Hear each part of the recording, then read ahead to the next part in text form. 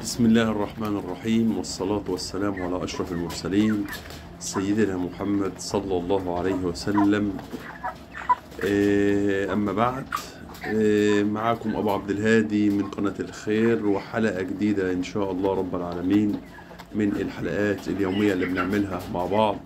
إزاي بنربي الفراخ داخل البطاريات في المنزل.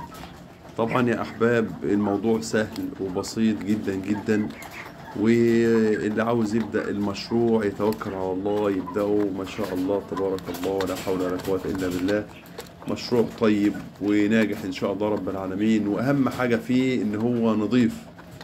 النظافة يا أحباب، النظافة بيغنيك عن الأمراض بفضل الله. يعني هو الحافظ هو الله سبحانه وتعالى، بس عامل النظافة فيها ممتاز جدا جدا جدا. انت بكل بساطة بتتعامل مع البطارية والمسألة سهلة. الطائر بيمد راسه خارج البطارية بالمراحل العمرية المختلفة، بياكل أكل نظيف مفيش عليه سبلة بتاعه أو في أي حاجة. المية بتاعه ما شاء الله في المبل اللي حضراتكم شايفينه دوت، بيمد بقه ويشرب، وحاجة بسيطة خالص. لا المية بتتلوث ولا الأكل بيتلوث. ففرصة جميلة إنك تاخد طائر نظيف خالي من الأمراض بفضل الله سبحانه وتعالى، مع عملية شوية توجيهات بسيطة. انت حضرتك بتبدأ تربي في قلب البطارية بكل سهولة بكل بساطة. انت حضرتك بتجيب البطاريات ما شاء الله ولا حول ولا قوة إلا بالله وتربي فيها. البطارية بتاخد من طبعا البطارية مكونة من دورين، وفي أحيانا بيبقى مكون من 3 أدوار، والمقاسات بتختلف من بطارية لأخرى. البطارية حضرتك ديت 60 سنتي في 2 متر، مقسمة لقفصين. قفص ده متر وده متر. المتر ده بياخد في الصيف من 7 ل8، ومن الشتاء في الشتاء ان شاء الله رب العالمين بياخد من 8 ل10. يعني حضرتك القفص 2 متر ده ممكن ياخد له 20 في الشتاء، وممكن يبقى اقل من كده فرخين ولا حاجة. فما شاء الله مشروع ناجح. يعني ممكن البطارية دورين ديت تاخد في الشتاء 40، في الصيف تقل شوية 5 يبقوا 35. ممتازة يا أحباب. وتوكل على الله، مشروع طيب وربنا يرزقك ويرزق الجميع يا رب العالمين. احنا طبعا الأيام ديت الكل بيقول أي مشروع أي حاجة، وربنا سبحانه وتعالى يبارك لنا جميعا يا رب ويوفقنا في المشروع ده. وأهم حاجة يا أحباب زي ما قلت لحضراتكم النظافة، زائد عامل التهوية والحفاظ على درجة الحرارة في قلب المكان. مهم أوي أوي أوي إنك تحافظ على درجة حرارة المكان، ودايما على طول تجديد في الهواء في قلب المكان. الهواء على طول بيبقى فيه تجديد دايما على طول. ليه؟ عشان ريحة الأمونيا ما يبقاش في ريحة أمونيا في المكان، لأن قلة النظافة تعمل ريحة أمونيا وتجيب أمراض تنفسية للفراخ. فتحاول دايما على طول النظافة ثم النظافة، ثم نحط تحت النظافة ديت مليون خط. فاحنا طبعا مهيئين لك الوضع. البطارية ديت ممتازة في التربية ما شاء الله ولا حول ولا قوة إلا بالله. إنك تجيب الفراخ وتربيها جواها، مش هيبقى فيه فيروسات. نظيفة، حاجة نظيفة ما شاء الله ولا حول ولا قوة إلا بالله. الطائر بياكل من هنا من العلفات ديت مثلا، ويشرب من المبل دوت. مش هتلاقي أي حاجة، السبلة بتنزل تحت في قلب الدرج حضراتكم، والدنيا نظيفة بفضل الله. وشوية اهتمام منك هتلاقي الدنيا ماشية طيبة إن شاء الله رب العالمين، وما فيهاش أي مشاكل خالص. زائد إنك تهتم بالمصدر اللي هتجيب منه الفراخ بتاعك، ونوعية الفرخ اللي تجيبه. يعني مثلا في ناس بتحب القب، في ناس بتحب الرز. واخدين بال حضراتكم؟ الرز ده ممتاز صيف شتاء والله يا أحباب، ومناعته عالية بفضل الله، وربنا يبارك يا رب. والاهتمام بالمصدر اللي انت هتجيب منه الفراخ مهم جدا جدا جدا يا احباب.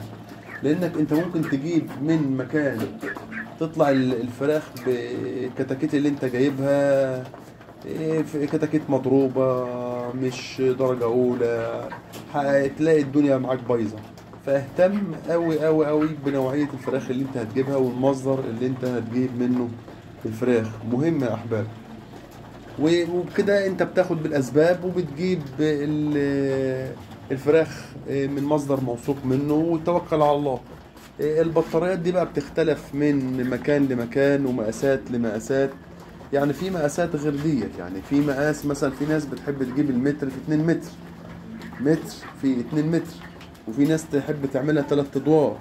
بس ال3 ادوار ما حبذهاش في الصيف، لان الا اذا كان في مكان يسع الموضوع ده يا احباب. انما لو في غرفة زي الغرف اللي احنا بنربي فيها ديت، لا يبقى يجب انك انت حضرتك تاخد بالك من المسألة ديت، لان درجات الحرارة هتعلى معاك في الصيف وهتعمل معاك مشاكل.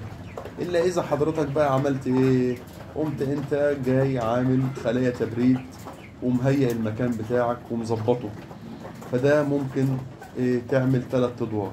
انما ما انتش قادر انك تعمل خلايا تبريد في البداية، ده يعني جيب بطارية الاول، وبعد ما تجيب البطارية ان شاء الله رب العالمين خطوة خطوة كده وتكبر المسألة معاك، وربنا يوسع عليك وعلينا يا رب، اللهم امين.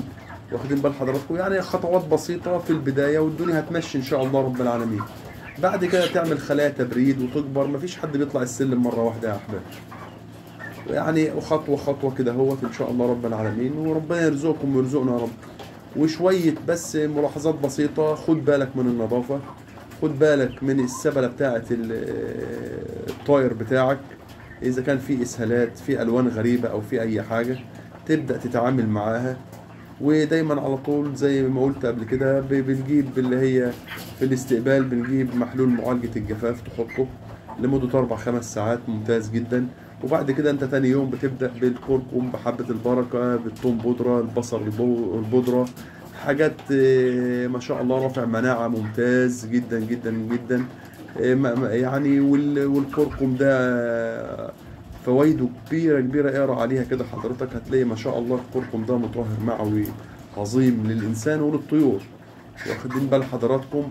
فيعني احنا بندي أعشاب طبيعية خالص، مفيش أدوية مفيش علاجات مفيش الكلام من ده خالص. وابدأ اهتم بالطيور وبس، هذا كل الموضوع. يعني ما فيهاش حاجات يعني ان هي مقلقة. زائد المية يا احباب، المية مهمة جدا جدا. اهيت المية يا احباب، المية اهيت بالخرطوم داخل على المبل بتاعهم، دايما على طول المية كل يوم الصبح تقوم تغيرها، تبقى مية فريش نظيفة دايما على طول. وتاخد بالك من المبل بتاعك اذا كان بيسقط او بيعمل حاجة، تاخد بالك من التوصيلات بتاعك كويس جدا. دايما تخلي المكان نظيف، المكان دايما على طول خالي من الفيروسات، تبقى انت واخد بالك. المية اهيت زي ما انتم شايفين حضراتكم نظيفة بفضل الله على طول، ودي تتغير على طول. المية دي ممكن تحط فيها فيتامينات او تحط فيها رافع مناعة. انا بحب استعمل الادوية البشرية والله يا جماعة. انما هو في بطري طبعا كويس، بس ولكن سبحان الله يعني بتختلف من شخص لشخص، واخدين بال حضراتكم؟ دلوقتي انا طبعا في برنامج عامله الفراخ عندي، انا على طول بجوع، ودخلت دلوقتي ما شاء الله في 33 يوم. ربنا يبارك يا رب، اللهم امين يا رب، وربنا يتم علينا الدورة بالخير، اللهم امين. بحب دايما اجوع، ودلوقتي انا وصلت لمرحلة تجويع حوالي 9 ساعات، واخدين بال حضراتكم؟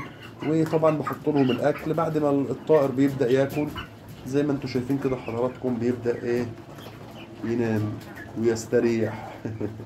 وبعد كده حضراتكم بسيب المكان زي ما هو مظلم كده لغاية بعد العشاء.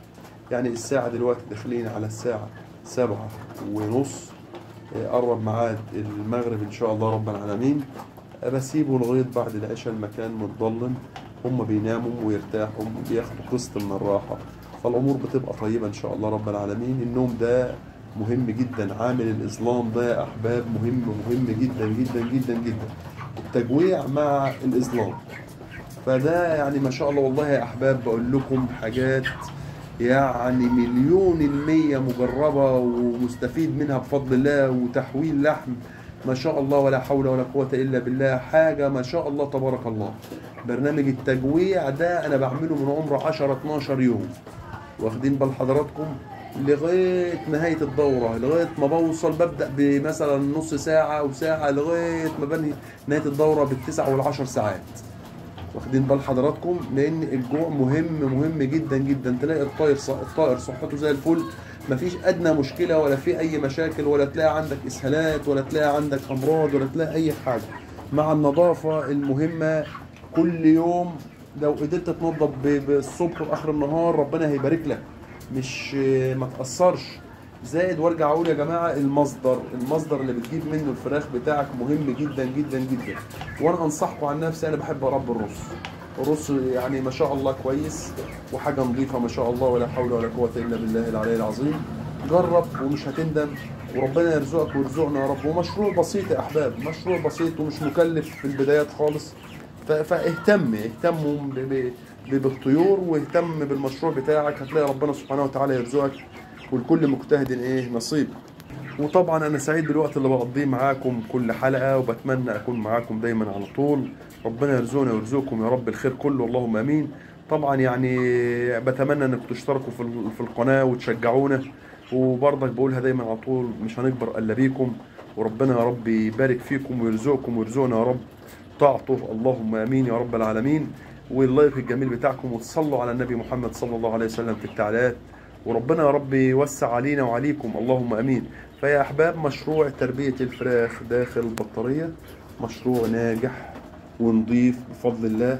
اتمنى انكم تعملوه، وحاجة عندك في البيت، يعني ما بتخرجش بره ولا بتروح في اي مكان، وفي اهتمامات طيبة انت يعني بتاخد بالك منها في تربية الفراخ، وتلاقي ربنا سبحانه وتعالى يكرمك ويوفقك ان شاء الله رب العالمين.